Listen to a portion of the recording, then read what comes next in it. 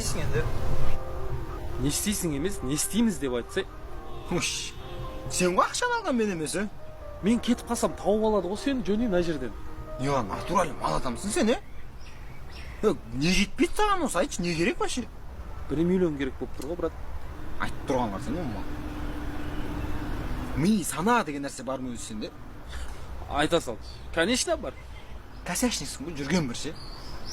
Не берді азарт саған? Бүгін бір азарттасың, не берді айтшы? Проблемадан басқа дым бермеді ғой. Вот именно. Бір проблемам жауап алам деп ойлаймын да, тігем, екінші проблема пайда болады. Сөйтіп 2 проблеманы жабу керек деп, крупный тігем, 4 проблема пайда болады. Сөйтіп өміріңде проблемадан экспресс жиналып қалады ғой. Бұл проблемада аспандағы бұлт құсам түнеріп алды ғой төбемде. Адам проблеманы өзі создавать етеді, білесің ба? Адамның жүрген жерінен проблема шығады. Сен просто жүресің, проблема артынан өзімен өзі создавать етіліп жатады, білесің ба?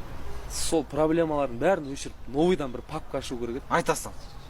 Ноутбук болса, аны өшіріп создавать ете салатын. Күнәсін не істейсің ол?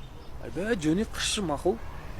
Үйтіп, Фатихамен ықыласты ғана білетін шығарсың, үйтіп ақыл айтпай ақ қойшы маған, күнә деп мақыма. Солысы сол екеуінің біреуін де білмейсің ғой сен. Қойшы, жүрші бір жерден барып ақша шығарып көрейікші. Атқа шығарсаң жер жаһанның бәрі. Анау баяда мегаларға кіретін жерде бүйтіп иттің суретін салып, қызылмен сызып, нельзя деп жазып қойған еді. Сол сияқты банктерге бүйтіп тең суретін қойып, нельзя деп жазып қойған шығар сөйтіп. Маш, бергеші берші. Мал. Енді уайымдама.